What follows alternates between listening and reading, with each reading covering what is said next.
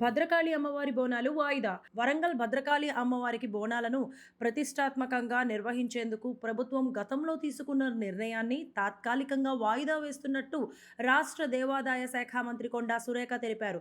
అయితే ఇటీవల భద్రకాళి అమ్మవారి బోనాలకి సంబంధించి కొంతమంది నుంచి అభ్యంతరాలు రావడంతో పాటు పలు సోషల్ మీడియా మాధ్యమాల్లో ఈ విషయంపై తప్పుడు వార్తలు ప్రచారమైన దృష్ట్యా ఈ కార్యక్రమాన్ని తాత్కాలికంగా వాయిదా వేయాలని ప్రభుత్వం నిర్ణయం తీసుకున్నట్టు మంత్రి స్పష్టం చేశారు.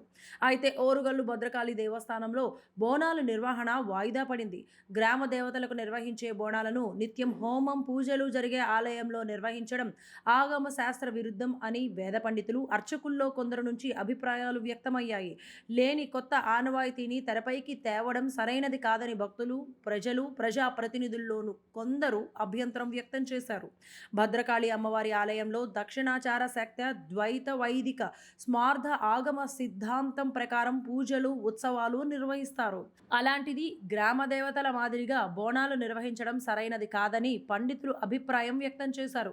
దీంతో భద్రకాళి అమ్మవారికి బంగారు బోనం సమర్పణను తాత్కాలికంగా వాయిదా వేస్తున్నట్లు మంత్రి కొండా సురేఖ ప్రకటించారు. చరిత్రలో ఎన్నడూ లేని విధంగా భద్రకాళి అమ్మవారికి 22న బంగారు బోనం సమర్పించనున్నట్లు మంత్రి కొండా సురేఖ ప్రకటించారు. దీనిపై అభ్యంతరాలు రావడంతో వెనక్కి తగ్గారు.